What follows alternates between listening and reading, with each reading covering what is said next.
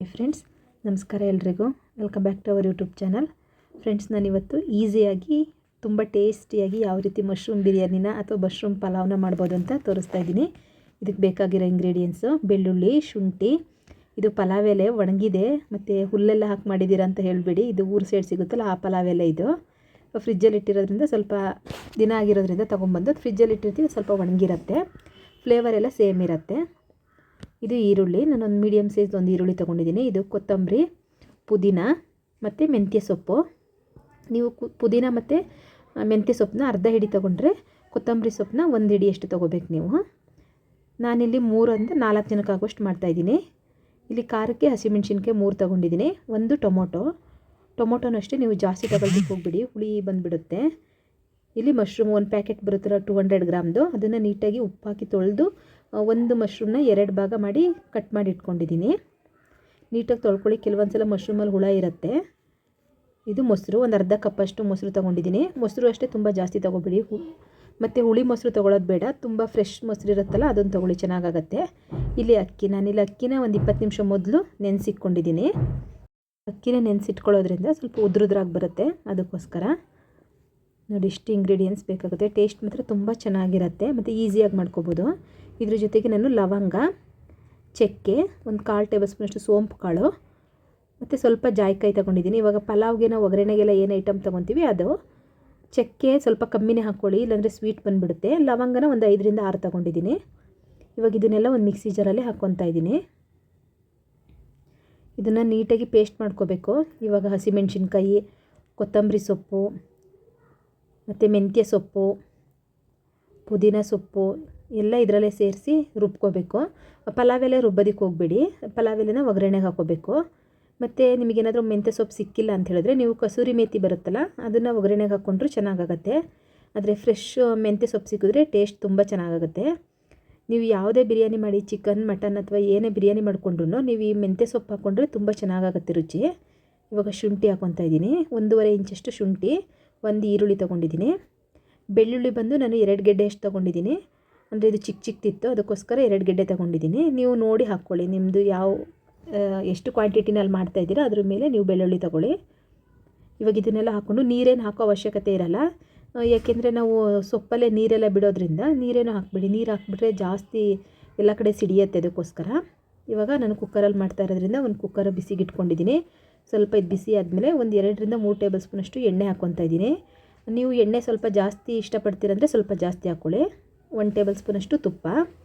ನಾನು ಸ್ವಲ್ಪ ಎಣ್ಣೆ ಕಮ್ಮಿನೇ ಯೂಸ್ ಮಾಡ್ತಾಯಿದ್ದೀನಿ, ಅದಕ್ಕೋಸ್ಕರ ನಾನು ಒಂದು 2 ಟೇಬಲ್ ಸ್ಪೂನಷ್ಟು ಹಾಕ್ಕೊಂಡಿದ್ದೀನಿ.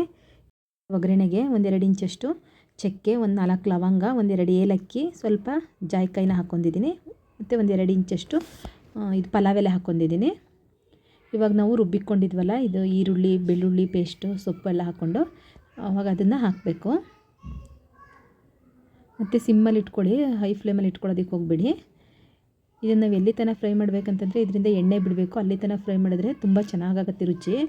ಮತ್ತು ನೀವು ಕುಕ್ಕರಲ್ಲಿ ಮಾಡ್ತಾಯಿದ್ರೂ ಸ್ವಲ್ಪ ನಿಧಾನವಾಗಿ ಮಾಡಬೇಕಿದು, ಹಾಗೆ ಅರ್ಧಂಬರ್ಧ ನೀವು ಹಸಿ ವಾಸನೆ ಇರುವಾಗೆಲ್ಲ ಹಾಕ್ಬಿಟ್ರೆ ಅಷ್ಟು ರುಚಿಯಾಗಿ ಬರಲ್ಲ. ಅದಕ್ಕೋಸ್ಕರ ನೀಟಾಗಿ ಸಿಮ್ಮಲ್ಲಿ ಇಟ್ಕೊಂಡು ಫ್ರೈ ಮಾಡ್ಕೊಳ್ಳಿ. ನೋಡಿ, ಇವಾಗ ಈ ರೀತಿ ಕಲರ್ ಚೇಂಜ್ ಆಗುತ್ತೆ, ಸ್ವಲ್ಪ ಅದು ಗ್ರೀನ್ ಕಲರ್ ಇರೋದು ಸ್ವಲ್ಪ ಲೈಟಾಗಿ ಕಲರ್ ಚೇಂಜ್ ಆಗುತ್ತೆ. ಇವಾಗ ಇದಕ್ಕೊಂದು 1/4 ಟೇಬಲ್ ಸ್ಪೂನಷ್ಟು ಅರಿಶಿನ ಪುಡಿ ಹಾಕ್ಕೊಂಡಿದ್ದೀನಿ. ಇವಾಗ ಮಶ್ರೂಮ್ ಹಾಕ್ಕೊತಾ ಇದ್ದೀನಿ. ನೀಟಾಗಿ ಮಶ್ರೂಮ್ ಎಲ್ಲ ತೊಳೆದು ಎತ್ತಿಕೊಂಡಿದ್ದೆ, ನೀರು ಇಲ್ದಿರೋ ಥರ ಹಾಕ್ಕೊಳ್ಳಿ. ನೀವು ಸೋರು ಹಾಕ್ಕೊಂಡು ಮಶ್ರೂಮ್ನ ಆಮೇಲೆ ಹಾಕ್ಕೊಳ್ಳಿ, ಚೆನ್ನಾಗಾಗತ್ತೆ. ಇವಾಗ ನೀಟಾಗಿ ಇದನ್ನೊಂದು ಮಿಕ್ಸ್ ಮಾಡ್ಕೊಂಬಿಟ್ಟು ಸಿಮ್ಮಲ್ಲೇ ಇಟ್ಕೊಳ್ಳಿ, ಯಾವುದೇ ಕಾರಣಕ್ಕೂ ಉರಿ ಜಾಸ್ತಿ ಇಡೋದಕ್ಕೆ ಹೋಗಬೇಡಿ. ಇವಾಗ ಇದಕ್ಕೆ ನಾವು ರುಚಿಗೆ ತಕ್ಕಷ್ಟು ಉಪ್ಪನ್ನ ಹಾಕ್ಕೋಬೇಕು. ಉಪ್ಪು ನೀವು ಮಶ್ರೂಮ್ ಎಲ್ಲ ತೊಳಿಬೇಕಂದ್ರೆ ಸ್ವಲ್ಪ ಉಪ್ಪು ಹಾಕಿ ತೊಳೆದಿರೋದ್ರಿಂದ ಕೆಲವೊಂದು ಸಲ ಉಪ್ಪು ಸೇರಿಕೊಂಡಿರುತ್ತೆ, ನೋಡಿಕೊಂಡು ಹಾಕ್ಕೊಳ್ಳಿ ನೀವು ಉಪ್ಪನ್ನ. ನೀವು ಬೇಕಂದರೆ ಸ್ವಲ್ಪ ಕಮ್ಮಿನೇ ಹಾಕ್ಕೊಂಡು ಕೊನೆಗೂ ಹಾಕ್ಕೊಬೋದು. ಇವಾಗ ಉಪ್ಪು ಸೇರಿಸಿ ನೀಟಾಗಿ ಇದನ್ನು ಮಿಕ್ಸ್ ಮಾಡ್ಕೊತಾ ಇದ್ದೀನಿ. ಇವಾಗ ಇದಿಷ್ಟಾಗಿದೆ, ಇದರಲ್ಲಿ ಎಣ್ಣೆ ಎಲ್ಲ ಬಿಡೋದಕ್ಕೆ ಸ್ಟಾರ್ಟ್ ಆಗಿದೆ. ಈ ಟೈಮಲ್ಲಿ ನಾನು 1 ಟೇಬಲ್ ಸ್ಪೂನಷ್ಟು ಧನಿಯಾ ಪುಡಿ ಹಾಕ್ಕೊತಾ ಇದ್ದೀನಿ. ಆಲ್ರೆಡಿ ಕೊತ್ತಂಬರಿ ಸೊಪ್ಪು ಹಾಕಿರೋದ್ರಿಂದ ಧನಿಯಾ ಪುಡಿನೂ ಅಷ್ಟೇ ನೋಡಿಕೊಂಡು ಕಮ್ಮಿನೇ ಹಾಕ್ಕೊಳ್ಳಿ. ಇದಕ್ಕೆ ಮೊಸರು ಸೇರಿಸ್ಕೊತಾ ಇದ್ದೀನಿ, ಒಂದು ಅರ್ಧ ಕಪ್ಪಷ್ಟು ಮೊಸರೆಲ್ಲ ಹಾಕಿ ಇದು ಅಷ್ಟೇ ಸಿಮ್ಮಲ್ಲೇ ಇಟ್ಕೊಳ್ಳಿ, ಉರಿ ಮಾತ್ರ ಜಾಸ್ತಿ ಮಾಡಬೇಡಿ. ಈ ಲೋಟದಲ್ಲಿ ನಾನು 2 ಲೋಟದಷ್ಟು ಅಕ್ಕಿನ ತೊಗೊಂಡಿದ್ದೀನಿ, ಅದಕ್ಕೆ 6 ಲೋಟದಷ್ಟು ನೀರನ್ನ ಸೇರಿಸ್ಕೊತಾ ಇದ್ದೀನಿ. ಅಂದರೆ ಸ್ವಲ್ಪ ನನಗೆ ಮೆತ್ತ ಬೇಕು, ಅದಕ್ಕೋಸ್ಕರ ನಾನು 6 ಲೋಟ ಸೇರಿಸ್ಕೊಂಡಿದ್ದೀನಿ. ಒಂದು ಟೊಮೊಟೊನ ರಫಾಗಿ ಹೆಚ್ಚಿ ಅದರಲ್ಲಿ ಹಾಕ್ಕೊತಾ ಇದ್ದೀನಿ. ಮತ್ತು ನೀವು ಆದಷ್ಟು ಬಿಸಿನೀರನ್ನ ಹಾಕಿ ತಣ್ಣೀರು ಹಾಕೋದಕ್ಕೆ ಹೋಗಬೇಡಿ. ನೋಡಿ ಇವಾಗ ನೀರು ಕುದೀತಾ ಇದೆ. ಇವಾಗ ಇದಕ್ಕೆ ನಾನು ಇಟ್ಟಿದ್ನಲ್ವ ಅಕ್ಕಿ ಅದನ್ನು ಸೇರಿಸ್ಕೊತಾ ಇದ್ದೀನಿ. ನಾನಿಲ್ಲಿ ಸೋನಾ ಮಸೂರಿ ಅಕ್ಕಿನೇ ತೊಗೊಂಡಿರೋದು. ನೀವು ಒಂದು ಹಿಡಿಯಷ್ಟು ಬಾಸುಮತಿ ಅಕ್ಕಿನೂ ಸಹ ಸೇರಿಸ್ಬೋದು. ಇದಿಷ್ಟಾದಮೇಲೆ ನಿಮಗೆ ಬೇಕಂದರೆ ಇವಾಗ ಉಪ್ಪು ಖಾರ ಎಲ್ಲ ನೋಡ್ಕೊಳ್ಳಿ ಒಂದ್ಸಲ. ನಿಮಗೆ ಉಪ್ಪೇನಾದರೂ ಕಮ್ಮಿ ಇತ್ತಂದರೆ ಇವಾಗ ಉಪ್ಪು ಹಾಕೊಬೋದು. ಮತ್ತು ಇದನ್ನು ತಕ್ಷಣ ವಿಸಲ್ ಹಾಕ್ಸೋದಕ್ಕೆ ಹೋಗಬೇಡಿ, ವಿಸಲ್ ಮುಚ್ಚೋದಕ್ಕೆ ಹೋಗಬೇಡಿ. ಇದನ್ನು ಒಂದು ಕುದಿ ಬರಲಿ, ಕುದಿ ಬರೋ ಥರ ನೀವು ಹಾಗೆ ಬಿಟ್ಬಿಡಿ ಇದನ್ನು. ಆನಂತರ ಇದನ್ನು ವಿಸಲ್ ಹಾಕಬೇಕು. ನೋಡಿ ವಿಸಲ್ ಹಾಕ್ಸಿ ನಾನಿಲ್ಲಿ 2 ವಿಸಲ್ ಹಾಕ್ಸ್ಕೊತಾ ಇದ್ದೀನಿ. 2 ವಿಸಲ್ ಸಾಕಾಗುತ್ತೆ, ಉದ್ರುದ್ರಾಗಿ ಬರುತ್ತೆ. ನೋಡಿ ಇವಾಗ 2 ವಿಸಲ್ ಆಗಿದೆ. ನೋಡಿ ಅನ್ನ ಎಷ್ಟು ಉದ್ರುದ್ರಾಗಿ ಬಂದಿದೆ. ತುಂಬ ಚೆನ್ನಾಗಿರುತ್ತೆ, ತುಂಬ ಟೇಸ್ಟಿಯಾಗಿರುತ್ತೆ ಮತ್ತು ಈಸಿ ಕೂಡ. ಇವಾಗೆಲ್ಲ ಶ್ರಾವಣ ಇದೆ, ನಾನ್ ವೆಜ್ ಎಲ್ಲ ಏನು ತಿನ್ನಂಗಿರಲ್ಲ, ಹಾಗಾಗಿ ನಾವು ಇದನ್ನೇ ನಾನ್ ವೆಜ್ ಅನ್ಕೋಬೇಕು ಇವಾಗ. ಮತ್ತು ಮಶ್ರೂಮ್ ಬಿರಿಯಾನಿಗೆ ಯಾವಾಗಲೂ ಖಾರ ಸ್ವಲ್ಪ ಕಮ್ಮಿನೇ ಇರಲಿ, ತುಂಬ ಖಾರ ಇದ್ದರೆ ಅಷ್ಟು ಚೆನ್ನಾಗಿ ಅನಿಸಲ್ಲ. ನೋಡಿ ಇವಾಗ ನಾನು ಪ್ಲೇಟಲ್ಲಿ ಸರ್ವ್ ಮಾಡ್ತಾಯಿದ್ದೀನಿ. ಇದ್ರ ಜೊತೆಗೆ ನಾನು ಮೊಸರು ಬಜ್ಜಿ ಮತ್ತು ಮಶ್ರೂಮ್ದು ಗ್ರೇವಿ ಥರ ಮಾಡ್ಕೊಂಡಿದ್ವಿ. ನಮ್ಮ ಮನೇಲಿ ಪಲಾವ್ ಅಂದರೆ ಮಶ್ರೂಮ್ ಬಿರಿಯಾನಿಗೆ ಸ್ವಲ್ಪ ಮಶ್ರೂಮ್ ಜಾಸ್ತಿ ಹಾಕಿದರೆ ಮಕ್ಕಳು ಇಷ್ಟಪಡಲ್ಲ, ಅದಕ್ಕೋಸ್ಕರ ನಾನು ಗ್ರೇವಿ ಥರ ಸಪ್ರೇಟಾಗಿ ಮಾಡ್ಕೊತೀನಿ, ಅದರಲ್ಲಾದರೆ ಇಷ್ಟಪಡ್ತಾರೆ ಅಂದ್ಬಿಟ್ಟು. ಫ್ರೆಂಡ್ಸ್, ಇದಾಗಿತ್ತು ಇವತ್ತಿನ ವಿಡಿಯೋ. ನಿಮ್ಗೇನಾದರೂ ಈ ವಿಡಿಯೋ ಇಷ್ಟ ಆಗಿತ್ತಂದರೆ ಪ್ಲೀಸ್ ಒಂದು ಲೈಕ್ ಮಾಡಿ, ಶೇರ್ ಮಾಡಿ, ಕಮೆಂಟ್ ಮಾಡಿ. Thank you friends, thank you so much for watching. Bye bye.